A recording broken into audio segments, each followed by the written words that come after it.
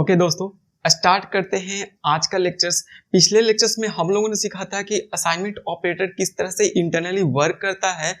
आज हम लोग ये सीखेंगे कि असाइनमेंट ऑपरेटर को कौन कौन से टाइप्स है और ये किस तरह से हर असाइनमेंट ऑपरेटर वर्क करता है। ओके, और कहाँ कहाँ पे हमें एरर मिल सकती है। सबसे पहले हम स्टार्ट करते हैं टाइप्स ऑफ असाइनमेंट ऑपरेटर्स की बात।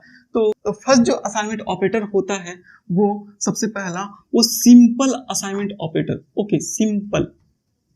ओके, एंड सेकंड जो होता है वो होता है कंपाउंड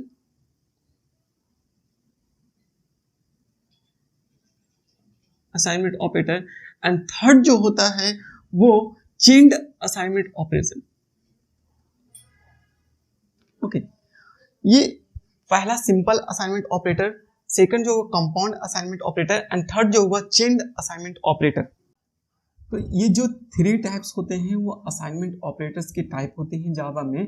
अब ये असाइनमेंट ऑपरेटर्स जो है एक एक करके मैं डिस्कस करता हूँ डीपली, और इसका कुछ एग्जांपल आपको दिखाता हूँ और प्रोग्राम करके दिखाता हूँ। ओके, तो simple assignment operator, simple assignment operator का क्या इस तरह से हम डिनोट करते हैं और इस तरह से हम यूज करते हैं सिंपल असाइनमेंट ऑपरेटर। ये कुछ एग्जांपल है सिंपल असाइनमेंट ऑपरेटर का। तो यहाँ पे आप देख रहे हो कि सिंपली एक वेरिएबल है और वेरिएबल्स में मैं क्या कर रहा हूँ, असाइन कर रहा हूँ वैल्यू। आप इसे इस तरह से भी यूज कर सकते हो, इंट बी। ओके, एक बार डिक्लेयर किए और इसके बाद क्या कर सकते हैं, इसमें वैल्यू हम असाइन कर सकते हैं। ओके, तो यहाँ पे आपको दिख रहा होगा कि असाइनमेंट ऑपरेटर किस तरह से हम यूज करते हैं सिंपल असाइनमेंट ऑपरेटर। और सिंपल असाइनमेंट ऑपरेटर जो है इस तरह से प्रोग्राम के अंदर यूज किया जाता है।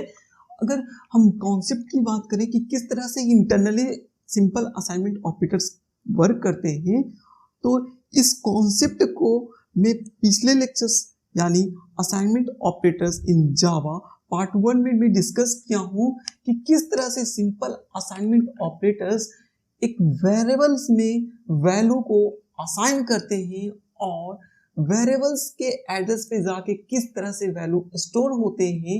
ये सारे कॉन्सेप्ट को मैं असाइनमेंट ऑपरेटर पार्ट 1 में डिस्कस किया हूँ। तो यहाँ पे मैं इस कॉन्सेप्ट को दोबारा रिपीट नहीं कर रहा हूँ, लेकिन मैं कुछ एग्जांपल आपको यहाँ पे करके दिखा रहा हूँ जिससे आपका कॉन्सेप्ट जो होगा वो क्लियर हो जाएगा। ये क्या हुआ, ये एक वेरिएबल है ए और ए में हम 20 वैल्यू असाइन किए हैं सिंपल असाइनमेंट ऑपरेटर की हेल्प से। एक स्ट्रिंग है और स्ट्रिंग का एक ऑब्जेक्ट क्रिएट किए हैं, एक ऑब्जेक्ट में मैं वैल्यू असाइन कर रहा हूँ गौतम। ओके, तो अब हम क्या चाहते हैं, इस वैल्यू को कंसोल में प्रिंट कराना। तो इस वैल्यू को इस तरह से हम प्रिंट करा सकते हैं, जैसा कि आप लोग जानते हैं system.out.println, एंड जस्ट इसको रन करिए और फिर देखिए यहाँ पे वैल्यू क्या होगा, प्रिंट होगा जो भी हम वैल्यू असाइन किए हैं। तो देखिए ए का वैल्यू क्या होगा 20, एंड एस स्ट्रिंग ऑब्जेक्ट में हम कौन सा वैल्यू असाइन किए हैं गौतम, तो ये यहाँ पे प्रिंट हो रहा है। चलिए, तो सेकंड ऑपरेटर जो है वो compound assignment operator. Compound assignment operator का बात करते हैं, जैसा कि आपको नाम से ही दिख रहा होगा compound assignment operator. Compound means ये कंपाउंड असाइनमेंट ऑपरेटर जो होता है वो दो ऑपरेटर का कॉम्बिनेशन होगा। एक कोई अदर ऑपरेटर्स होगा और सेकंड जो ऑपरेटर होगा वो असाइनमेंट ऑपरेटर होगा। ठीक है, कंपाउंड असाइनमेंट ऑपरेटर नाम से ही आप इसे समझ सकते हो। ओके, तो कंपाउंड असाइनमेंट ऑपरेटर जो होता है वो सबसे पहले अर्थमेटिक ऑपरेटर्स के साथ में क्या होता है, वैलिड होता है। तो जितना भी अर्थमेटिक ऑपरेटर आप जानते हो जावा के अंदर, चाहे वो प्लस हो, चाहे वो माइनस हो, चाहे वो मल्टीप्लिकेशन हो, चाहे वो डिवीजन हो, चाहे वो मॉडुलस। ओके, तो ये सारे के साथ क्या होगा, असाइनमेंट ऑपरेटर जो होगा वो वैलिड होगा और इसी को कंपाउंड असाइनमेंट ऑपरेटर की कैटेगरी में लिखा गया है जावा के अंदर। ठीक है, तो ये सारे जो है वो कंपाउंड असाइनमेंट ऑपरेटर है। और जावा के अंदर बिटवाइज ऑपरेटर होता है। ओके, बिटवाइज ऑपरेटर्स के साथ में भी ये कंपाउंड असाइनमेंट ऑपरेटर आता है। ओके, तो बिटवाइज ऑपरेटर जो है जावा के अंदर कौन कौन से हैं, तो बिटवाइज एंड ऑपरेटर, बिटवाइज और operator, bitwise XOR operator and bitwise left shift operator and bitwise right shift operator, bitwise right shift field with 0 operator. Okay, ये सारे ऑपरेटर के साथ में भी असाइनमेंट ऑपरेटर वैलिड होता है। That is the combination of two operator, and the combination of two operator is known as in Java is a compound assignment operator. This is the compound assignment operator in Java. So basically ये सारे जो है compound assignment operator के category में Java के अंदर आते हैं। तो मैं कुछ एग्जांपल्स में यहाँ पे आपको दिखाता हूँ। तो इसका एग्जांपल कुछ इस तरह से हम बना सकते हैं, जैसा कि आप यहाँ पे फॉर एग्जांपल के लिए क्या है कि ए है, ए में क्या करना चाहते हैं, ए में हम चाहते हैं कि 6 वैल्यू ऐड हो जाए। ओके, तो इस तरह से हम क्या कर रहे हैं कि ए में वैल्यू ऐड करना है 6, तो हमें इसे इस तरह से ना लिख के, इस तरह से हम ना लिख के क्या कर रहे हैं, हम इसे इस तरह से नहीं लिख रहे हैं और इसे इस तरह से लिख रहे हैं। इस तरह से लिखने का मतलब क्या है, ये इक्विवेलेंट है इसी स्टेटमेंट का। ये जो स्टेटमेंट है और ये स्टेटमेंट जो है, ये जो दोनों जो है वो इक्विवेलेंट स्टेटमेंट है। दैट मीन्स यहाँ पे भी मैं क्या कर रहा हूँ, ए में 6 वैल्यू ऐड कर रहा हूँ। मीन्स ए का जो भी वैल्यू होगा उसमें 6 वैल्यू ऐड हो जाएगा और ये नया वैल्यू जो होगा वो वैल्यू वेरिएबल्स में असाइन हो जाएगा। दैट मीन्स ए का वेरिएबल का जो वैल्यू होगा, ए वेरिएबल का जो वैल्यू होगा वो कितना हो जाएगा, वो 26 हो जाएगा नया वैल्यू। तो यहाँ पे आप देख पा रहे होंगे कि यहाँ पे इस स्टेटमेंट का मीन्स क्या है, ये किस तरह से एग्जीक्यूट होगा। बहुत सारे जो बिगनर्स होते हैं इसमें कंफ्यूज होते हैं कि किस तरह से ये होगा, क्योंकि कुछ लोग क्या करते हैं इस तरह से भी लिख देते हैं। तो नहीं, ये सही तरीका नहीं है। ये कंपाउंड असाइनमेंट ऑपरेटर्स, पहले जो भी ऑपरेटर्स का ऑपरेशन परफॉर्म करना है वो ऑपरेटर आपको लिखना है, उसके बाद आपको असाइनमेंट ऑपरेटर लिखना है, इक्वल टू लगाना है। ओके, अब ये किस तरह से एग्जीक्यूट होगा, तो ये है ए में क्या होगा, ऐड होगा ये वैल्यू। ओके, जो भी असाइनमेंट ऑपरेटर के बाद जो वैल्यू होगा या वेरिएबल होगा, उसका वैल्यू जो होगा वो वेरिएबल में ऐड होगा और ऐड होने के बाद वेरिएबल में न्यू वैल्यू जो होगा वो असाइन हो जाएगा। ओके, तो यहाँ पे आप देख रहे हो कि यहाँ पे ऐड हुआ सबसे पहले a + 6, a का वैल्यू क्या है 20 और 20 + 6 मीन्स 26 और 26 जो नया वैल्यू है वो कहाँ असाइन होगा, a वेरिएबल में। तो नो a वेरिएबल का क्या वैल्यू हो चुका होगा, a वेरिएबल का वैल्यू हो चुका होगा 26। तो रन करके मैं आपको दिखाता हूँ और फिर आप देखो,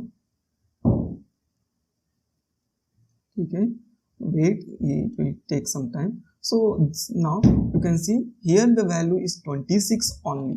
Okay, now ये मैं ज़्यादा टाइम ना लेते हुए मैं सारा जो है ये सिमिलर ही है। अगर आप कोई भी प्रैक्टिकल परफॉर्म करना चाहते हो तो आप कर सकते हो। ये मैं बेसिक्स अभी आपको बता रहा हूँ, जब मैं और भी अच्छे से लेक्चर्स आपको दूंगा तो उसमें और भी हायर एग्जाम्पल में लेकर दिखाऊंगा। अभी के लिए आप इतना याद रखिए कि किस तरह से ये वर्क करता है और ये समझिए। ओके, नेक्स्ट जो है वो चेन्ड असाइनमेंट ऑपरेटर। चेन्ड, यहाँ पे भी आपको नाम ही दिख रहा होगा, चेन्ड मीन्स एक के बाद दूसरा, दूसरा के बाद तीसरा, तीसरा के बाद चौथा, इस तरह से एक चेन बना होगा। फॉर एग्जाम्पल के लिए कि क्या होगा, P Q और S, ओके, एंड S में अगर हम कोई वैल्यू असाइन करता है। असाइनमेंट ऑपरेटर के केस में क्या होगा, आपको हमेशा एक बात ध्यान रखना है असाइनमेंट ऑपरेटर के केस में कि असाइनमेंट ऑपरेटर का जो भी प्रोसेस होगा, जो भी इसका वर्किंग होता है वो राइट से लेफ्ट होता है। दैट मीन्स यहाँ पे ये स्टेटमेंट लिखा गया है, तो ये किस तरह से एग्जीक्यूट होगा, आप समझो कि असाइनमेंट ऑपरेटर के राइट साइड में जो भी वैल्यू होगा वो लेफ्ट साइड में क्या होगा, असाइन हो जाएगा। तो हमेशा जो असाइनमेंट ऑपरेटर होता है वो राइट से लेफ्ट की ओर मूव करता है, ठीक है। तो यहाँ पे आप देख रहे हो कि 67 सबसे पहले असाइन हुआ टी वेरिएबल में, उसके बाद टी वेरिएबल का वैल्यू जो होगा वो कॉपी होगा एस वेरिएबल में, और एस वेरिएबल का जो वैल्यू होगा वो कॉपी होगा आर वेरिएबल में, और आर वेरिएबल का जो वैल्यू होगा वो क्यू वेरिएबल में कॉपी होगा। इस तरह से जितना भी वेरिएबल होगा वो उसमें वैल्यू कॉपी होते जाएगा, असाइन होते जाएगा, और तब तक असाइन होगा जब तक कि लास्ट वेरिएबल ना आ जाए। ओके, तो ये बात था चेन असाइनमेंट ऑपरेटर का। और चेन असाइनमेंट ऑपरेटर का कुछ कॉन्सेप्ट क्लियर करने के लिए मैं यहाँ पे एक एग्जांपल शो कर रहा हूँ। यहाँ पे देखिए जस्ट वही में जो वहाँ पे आपको यहाँ पे एग्जांपल दिया था वही मैं यहाँ पे जस्ट कॉपी किया हूँ, और कॉपी करने के बाद मैं इसे रन कर रहा हूँ, और रन करने के बाद आप देखिए कि किस तरह से वैल्यू जो है असाइन हो रहा है सारे वेरिएबल में। ओके, तो यहाँ पे आप देख पा रहे हो यहाँ पे सारा वैल्यू जो है वो एक ही वैल्यू असाइन हुआ है सारे में। क्यों? क्योंकि 67 मैंने असाइन किया है टी में, और वही टी जो है वो सारे में असाइन हो गया है लेफ्ट साइड। ओके, तो यहाँ पे कुछ लूप होल होती है, कुछ प्रॉब्लम्स होती है जो अक्सर बिगिनर्स जो होते हैं वो गलत करते हैं, ठीक है। तो मैं यहाँ पे कुछ एग्जांपल आपको दे रहा हूँ कि किस तरह से बिगिनर्स होते हैं जो गलत करते हैं, और वो देख नहीं पाते कि कहाँ पे मुझे एरर मिल रही है और कहाँ पे मैं गलत कर रहा हूँ ये चीज को।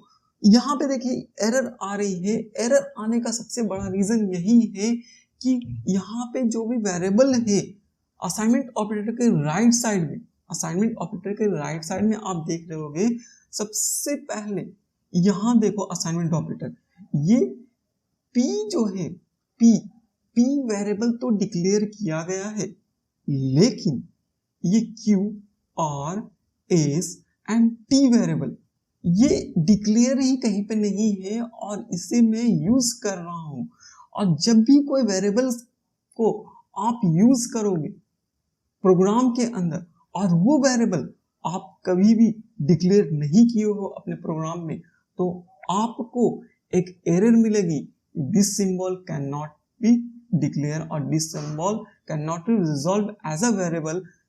So you can read here R cannot be resolved to a variable, Q cannot be resolved to a variable, T cannot be resolved to a variable, S cannot be resolved to a variable. That means P, Q, R, S, T में सबसे पहले P तो declare है, लेकिन Q, R, S, T जो है वो declare ही नहीं है, लेकिन हम क्या कर रहे हैं, यूज कर रहे हैं, इस कारण से यहाँ पे एरर मिल रही है।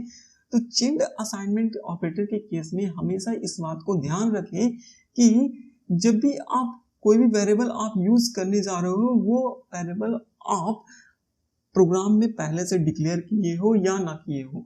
और मैं तो बोलता हूं कि यहीं पे क्यों, आप कोई भी प्रोग्राम बना रहे हो और प्रोग्राम में सबसे पहले जिस वेरिएबल को यूज करना चाहते हो उस वेरिएबल को डिक्लेयर कर दो, नहीं तो आपको हमेशा एरर मिलेगी और आप आइडेंटिफाई भी जल्दी नहीं कर पाओगे अगर आप बिगिनर होगे। तो इस बात को ध्यान रखो कि किसी भी वेरिएबल को जब यूज करने जा रहे हो तो उस वेरिएबल को सबसे पहले डिक्लेयर करना मत भूले। ओके, तो यहाँ पे मैं क्या करता हूँ, इसे कुछ देर के लिए डिक्लेयर करता हूँ और डिक्लेयर करके आपको दिखाता हूँ कि किस तरह से एरर गायब हो जाती है। ठीक है, तो यहाँ पे आप देख पा रहे हो कि मैंने जो लाइन नंबर 6 में लिखा है वहां पे P वेरिएबल में डिक्लेयर नहीं किया हूँ, क्योंकि लाइन नंबर 7 में ये P वेरिएबल ऑलरेडी डिक्लेयर कर चुका हूँ। ठीक है, तो पहले जो मैं स्टेटमेंट लिखा था उसमें P साथ में मैं डिक्लेयर किया था और यहाँ पे मैं सीधा यूज कर रहा था। लेकिन मैं यहाँ पे क्या किया, p को एक बार डिक्लेयर नहीं किया हूँ, दूसरा बार जब मैं यूज कर रहा हूँ तो उस समय p वेरिएबल एक बनाया और बनाने के बाद मैं यूज कर रहा हूँ।